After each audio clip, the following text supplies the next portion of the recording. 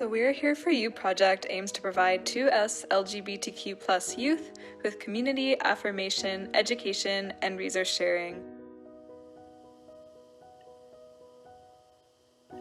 Hi, my name is Dorian Jensen.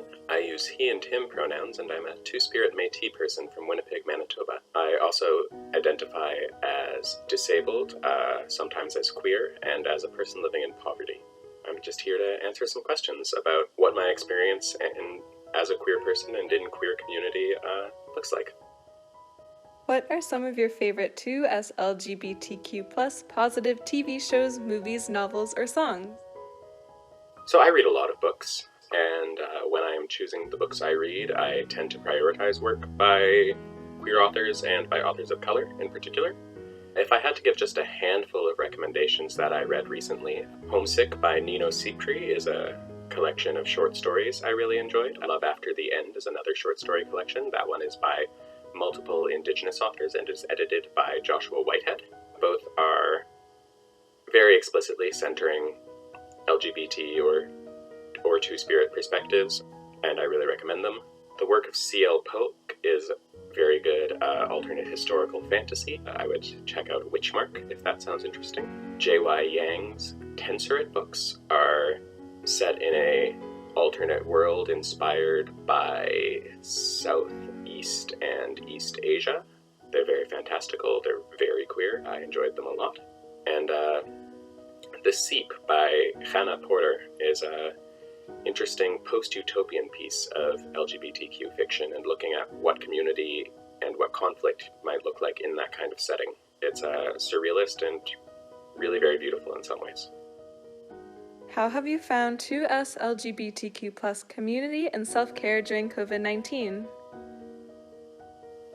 Regarding community and self-care during COVID-19, I have been relying mostly on my existing communities, really. My friends, my family, people who I share hobbies or interests with. I have a group of friends I play games with over the internet. I have people I sing with. I'm very involved with choir and other forms of musical expression.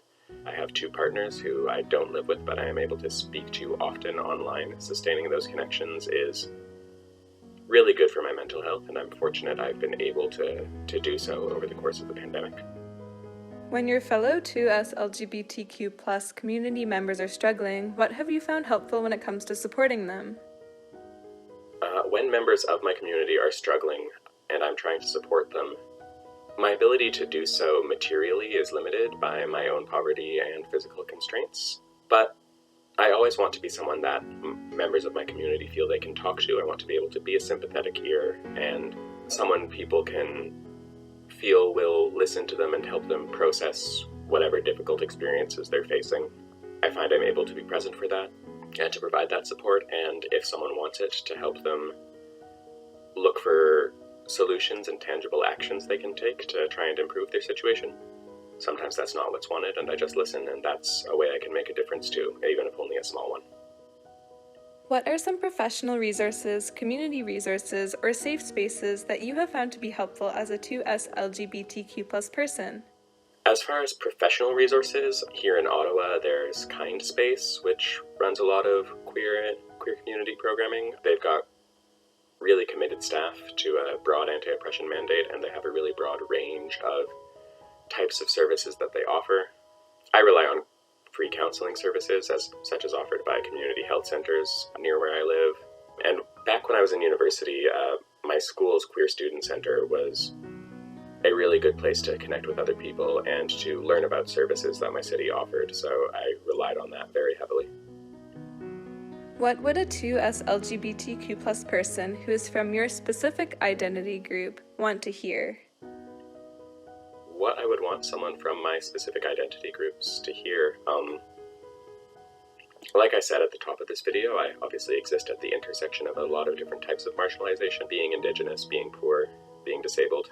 And I think it's important to know, if any of those apply to you, that even though a lot of the most visible representations of LGBTQ and Two-Spirit youth don't necessarily resemble you in those ways, you still got a place in that community, and not only should you be welcome in that community, you make those communities stronger by being there. Like, your perspective is really important in those spaces, and it's really important that those spaces change so that they feel safe and welcoming to you and to other people like you. And connecting with other people like you will really be nourishing and help you find the strength to change those spaces if and when you need to.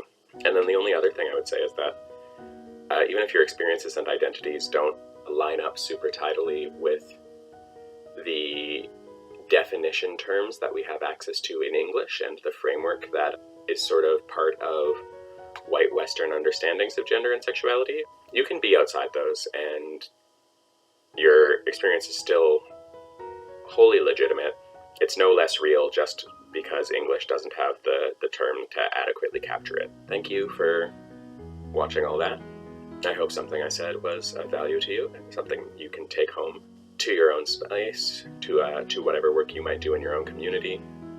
I think connecting with other people and learning about their perspectives is really important, and I hope that you've learned from me, and I'm sure that you have a lot of things you can teach other community members just by being there and being you and being open about what your experiences look like.